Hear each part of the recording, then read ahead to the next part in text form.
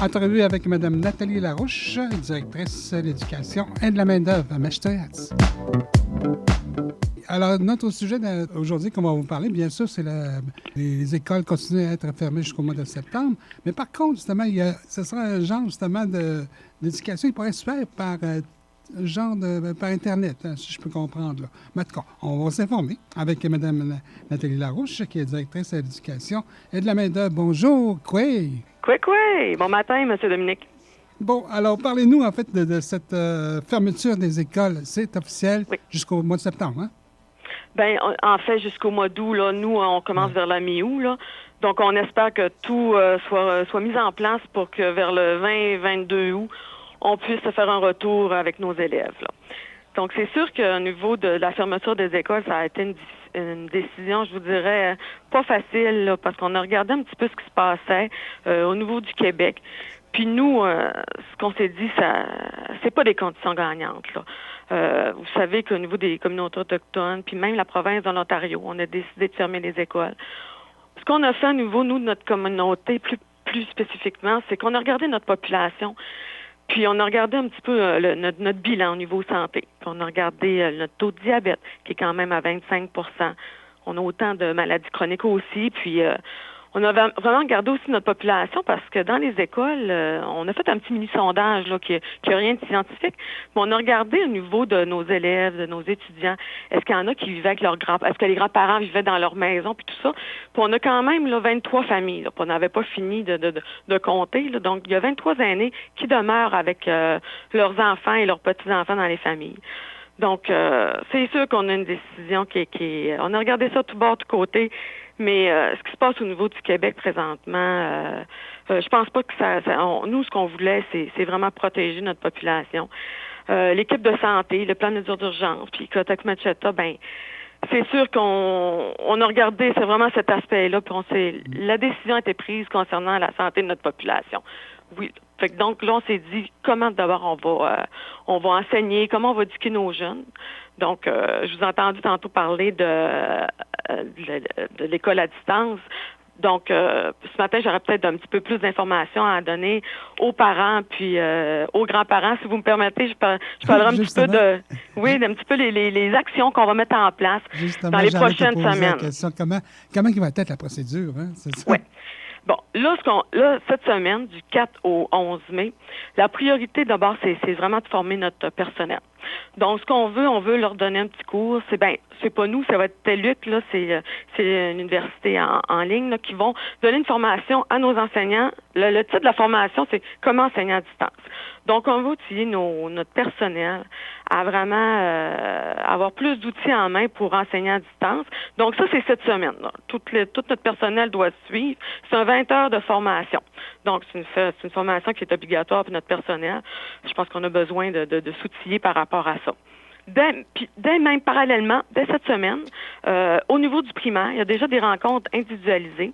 Donc, cette semaine, les parents vont recevoir une invitation pour expliquer un petit peu comment faire. Puis, on veut les rencontrer. Là. On veut voir tout le monde pour bien expliquer notre plan de match. Parce que quand même, il reste 5 semaines d'école par la suite, 5 à 6 semaines. Donc, on veut rencontrer le jeune et son parent, faire une rencontre individualisée. Donc, pour les jeunes du préscolaire, au primaire, c'est cette semaine. Et pour les jeunes du secondaire, ça va être la semaine prochaine.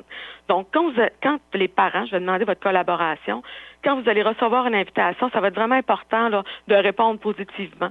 Parce que le plan de match va être bien expliqué. Puis on va regarder parallèlement est-ce que vous avez besoin de support informatique. Parce qu'on peut faire peut-être des prêts d'ordinateur. On l'a déjà fait, cette mesure-là. Je vous dirais qu'au niveau du secondaire, il y a 20 portables qu'on a passés là, au mois d'avril puis mars déjà, là. Puis au niveau du secondaire, la rencontre des parents va se faire plus la semaine prochaine. Parce que cette semaine, le plan de match au niveau de l'école secondaire, oui, c'est la formation à distance, mais en plus, nos enseignants vont faire un petit peu de classement des élèves, là, puis vont regarder, puis on va faire la mise au point. OK, l'école a terminé le 13 mars, donc ça c'était subi et rapide. On va regarder nos élèves là, qui sont à risque, il leur faut un plus pour passer leur année. Qu'est-ce qu'on peut faire pour eux autres? C'est sûr, il va y avoir quelque chose pour tout le monde, mais on doit encore plus se questionner pour les jeunes que, le plus qu'on peut faire pour qu'ils puissent passer à l'année suivante. Donc, ça, on va regarder ça, les besoins au niveau des familles informatiques. Et ce qu'on va faire aussi, ce qu'on va remettre, c'est le matériel pédagogique. Parce que les élèves sont tellement partis vite et sont partis du jour au lendemain, puis ils n'ont pas amené leur matériel. Et nous, on pensait tout le temps que l'école allait recommencer. On connaissait pas l'ampleur de ce virus-là. Donc, on se disait, ils vont revenir. Donc, on n'a pas donné le matériel parce qu'on disait c'est le matériel des enseignants et des élèves. Donc, on va retravailler dedans. Mais là, c'est sûr qu'on ne travaillera pas dedans. Donc, ce qu'on va faire, le matériel pédagogique, tu sais, les livres de maths, de français, etc., d'univers social. Donc, ça, on va remettre ça aux parents et aux enfants lors de la rencontre. Puis, on va faire une petite planification par rapport à ça. Ce qu'on veut, c'est sûr, c'est apporter notre soutien. Parce qu'on sait que faire le travail tout seul, c'est compliqué pour les parents. Ce qu'on veut mettre en place, c'est une ligne téléphonique. Donc, on va avoir une ligne téléphonique qui va être au primaire, ça va être le 1385 au niveau du conseil. Dans le fond, c'est les secrétaires d'école qui vont avoir une boîte vocale et elle va répartir des appels. Par exemple, si on a un appel en première année pour tel prof, pour telle matière, donc, on va pouvoir rappeler puis assez rapidement. Là. Puis les orthos vont être beaucoup mis en contribution. Les orthos, c'est ceux qui supportent les enseignants et les élèves par rapport à des difficultés d'apprentissage. C'est sûr que le prof, c'est vraiment le premier répondant. Là. Il y a déjà eu du support là, depuis le 13 mars. On ne part pas de rien. Déjà, il y avait des trousses pédagogiques que le ministère de l'Éducation y avait émises. Nous, on va continuer à travailler avec ça. Il y a des profs qui ont fait différentes tentatives pour rejoindre les élèves. On parle des rencontres Zoom, des rencontres téléphoniques. Il y en a qui ont fait des appels Messenger, du Facebook. Ça va continuer aussi parce que les profs ils ont déjà certains contacts avec les élèves. Puis déjà, ces moyens-là étaient utilisés. Mais là, on va continuer à les utiliser. Par contre, j'ai une grosse demande à faire ce matin. Là. Je suis comme le docteur Arruda. Là. Oui. Puis ça va être... ce que je vais vous nommer là, les moyens, là, ça va fonctionner si on a la collaboration de tout le monde. Fait que moi, je suis un petit peu comme le docteur Arruda ce matin. Je vous dis, si l'enseignant ou un personnel de l'école contacte soit le parent ou l'élève, ça va être important de répondre. Parce que tout ça ne peut pas se faire sans la collaboration de tout le monde, bien évidemment. Donc, il ne faut pas se gêner d'un bord et de l'autre. Nos enseignants ne se gêneront pas. On va contacter nos élèves, mais il faut que l'inverse se fasse aussi. L'élève, en tout temps, peut contacter son enseignant. L'élève, le parent, en tout temps, peut contacter aussi la direction d'école, là, qui est là pour assurer, faire un concert, là. Donc, on a besoin de tout le monde, là. Fait que ça va être bien important, là, Puis il y a d'autres moyens qui vont être mis en place. On n'a même pas encore rencontré nos enseignants. Donc, les enseignants sont vraiment créatifs. Je pense qu'il va y avoir d'autres moyens. On pourra peut-être vous les nommer au cours des prochaines semaines. Mais là, notre personnel là, débute à travailler aujourd'hui, le 4 mai. Donc, c'est sûr qu'il va y avoir d'autres moyens que ceux que je vous ai nommés, là.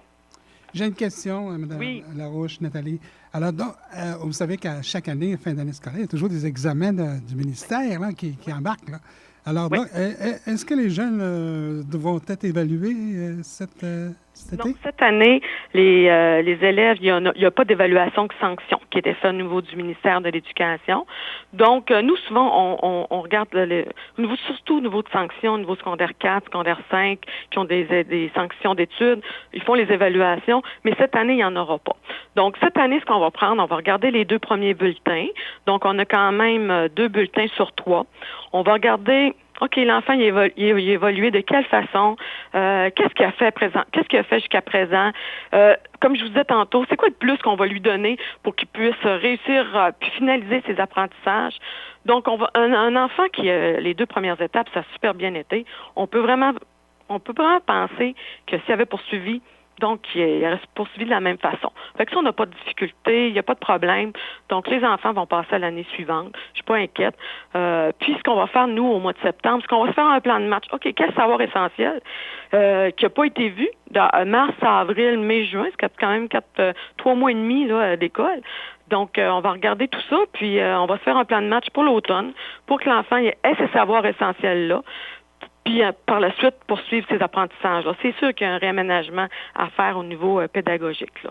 Ça, c'est bien certain. Oui. Et surtout, on n'oubliera pas justement ceux qui ont eu la difficulté. On va les encadrer. C'est ça, je comprends? Oui, plus. c'est ce qu'on veut là, donc pour ces élèves-là. Donc on veut vraiment leur donner un plus là pour justement réduire l'écart.